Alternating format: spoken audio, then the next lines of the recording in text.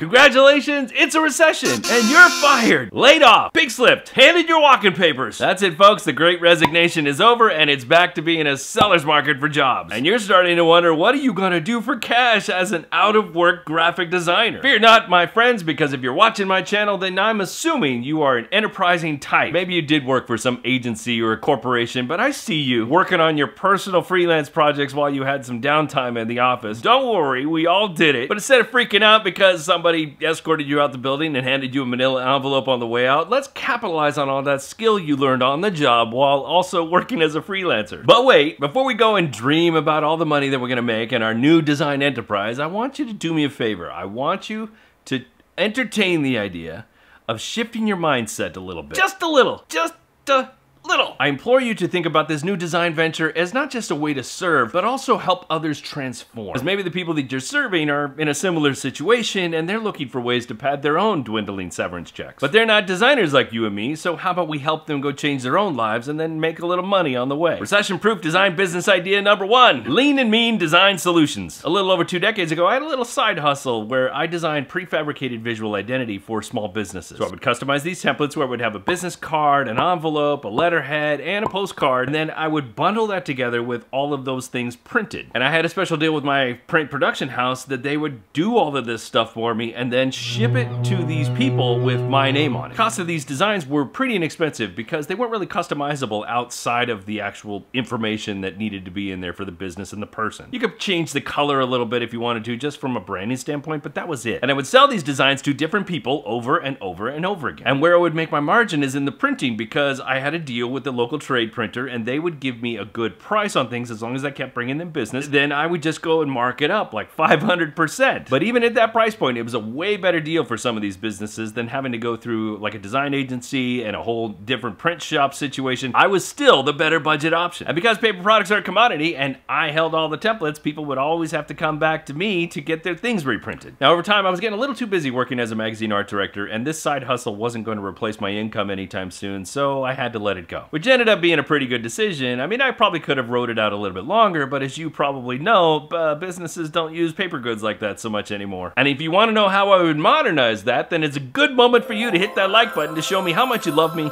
and I will continue. Now, instead of focusing on printed materials like I did before, what if instead I designed digital goods for these people to use in their businesses? Take any successful brand today and think about all the different ways that they show up online and all the visual elements that go along with that. You have an opportunity to do that for these people. I mean, sure, you could still make business card and postcard templates for people, because I'm sure there's some people that still appreciate that stuff, but what about all the social media stuff that you could do? You could create banners and icons and little templates for things that they post up on like places like Instagram and Facebook. You can create a whole set of digital images for advertising and promotion. You can even create digital templates for things like flyers, posters, brochures, banners even. But that's just the tip of the iceberg, because really you can also think about all the different ways they need to show up for different events, holidays, seasons, niches, all different kinds of ways that people show up online for their digital business. You can create these elements for them. Now you can sell all of these items individually in case somebody just wants one thing versus all the other things, or you can bundle them together for somebody who wants the whole package. And you can even mix and match the packages to kind of suit the needs of different individuals. Do the work once and repackage for multiple income opportunities. That's what this means. Now the lowest barrier to entry is to create all these digital items and then sell them on a marketplace like Etsy, or get started on an e-commerce platform like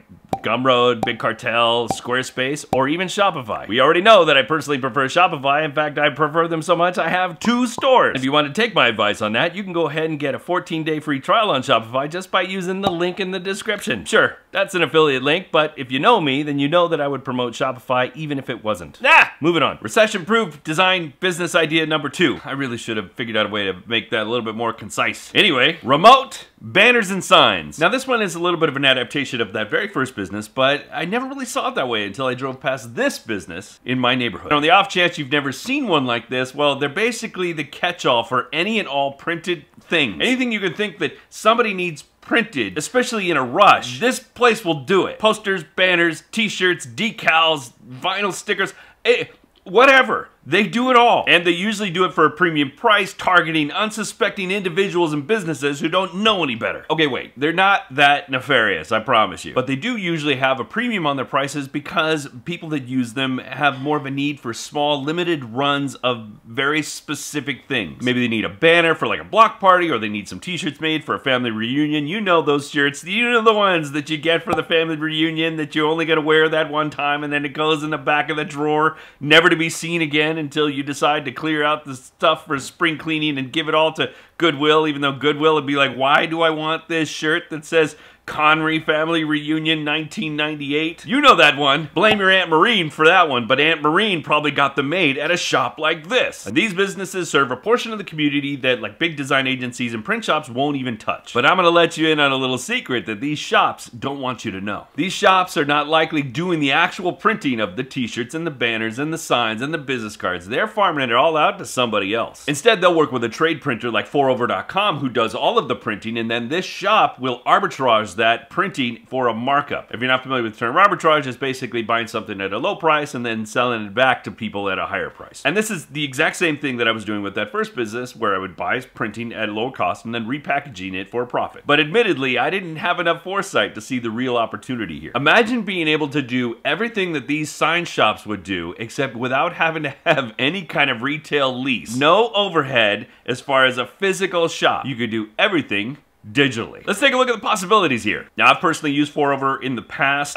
You have to have a trade account, so you're gonna have to have a business license. If you wanna do business with them, you're gonna have to do some volume. And it's not crazy volume, it's just volume enough to, like, you're not ordering 100 business cards and then going away for 6 months. You can see they do business cards, which is a major part of what they do because they have all kinds of different types of business cards available. They do everything, all the other business card shops that you know, like Moo.com, they do everything Moo.com does, except cheaper. They have all these different marketing products like postcards, envelopes, flyers, counter cards, door hangers, signs and banners of all kinds, floor graphics, window decals, wall decals, boxes and packaging for all types of products, labels and stickers. They do promo products like t-shirts and mugs, and let's look at these just to make sure I've got this all right. So they've got some bags here, some mugs, some buttons, and some shirts. Now these are not to be confused with like print on demand, because this is not print on demand. You don't get one and done situation here. Usually you still have to order a certain amount to make it worth their while to even do it. But let's pull back a little bit, because you don't have to do all of these things. You don't even have to do half of these things. In fact, you can focus on just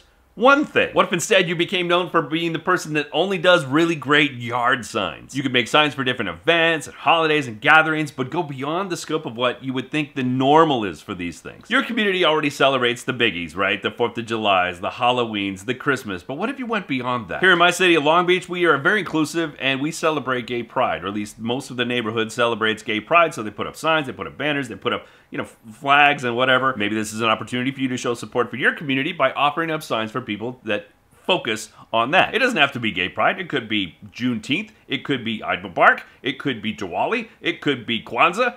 It doesn't matter. If you have people that celebrate these events, sell them signs. And you can even customize them for like baby showers, bridal showers, birthdays, yard sales, whatever you can think of. Don't think this could work? I once met a woman who had an Etsy shop that sold only customized wooden clothing hangers. And she was crazy successful. More than 6 figures a year making custom hangers. Let that sink in for a bit. And the yard signs, that's just one idea. I mean, you could literally go over to 4over.com, go through their entire catalog, and kind of mix and match all the things that you might want to put together as packages. You take all of the things that we talked about and apply it to a different product line. Or do multiple products and just mix and match as you see fit. And the thing about all these banners and sign companies on the street is that they also do the graphic design. So you could add graphic design as an add-on to the things that you're already doing. I mean, these people that come into the banners and sign shops, you think they walk in and say, hey, I've got a file here. I designed this thing in Microsoft Paint. Can you put this on a shirt or a yard sign or a banner or a business card? They're not doing that. You're doing that. For a fee, of course. Just make sure you do it better than the other guy. Let's be honest, nobody should trust their design needs to a business that uses this many typefaces on their window signage. Now, the one benefit that these businesses have that you don't is visibility. You are not gonna have a storefront. You're not gonna have foot traffic walking in. But to counter that, you could use Facebook ads and Google ads to localize your business. You could post up on places like Nextdoor, or Facebook Marketplace, or Pinterest, or Houzz, or OfferUp. And on your website and social media, you could note that you serve all of the communities within a certain region. And if you do well within your community, what's stopping you from starting a second node in a community that's further out? Retail businesses do this all the time, so what's stopping you? Being digital, it's all kind of make-believe about where you're located, but you can still imply that you're serving a particular community because that's what you want to do. You want to serve these people that you live nearby. And if you talk to plenty of them, you'll find out that they want to help support you too. And the money that you save by not having to pay rent, you could pass that on as discounts to your customers. Or stay more competitively priced to those other guys and just really focus on customer service and speed and all the other things that the other guy may not be able to provide. Because if Amazon has taught us anything over the last couple of years, is that the in-person retail experience is a little overrated at times, and I'd be okay with purchasing just from somebody online if I knew that I was still helping the community. Ask most people and they're going to tell you they would probably more rather shop from the convenience of their home, and you have the capability to help them with that. With Shopify, of course. Now understand that this was just 2 ideas, and if you take some time and think deeply on what we've shared here, you may actually find some new opportunities that I didn't even get to. But if you still want more ideas, well then you can watch this video right here where I share 5 more ways that you can recession-proof your design business. Okay, that's it. I'm out. See you next time.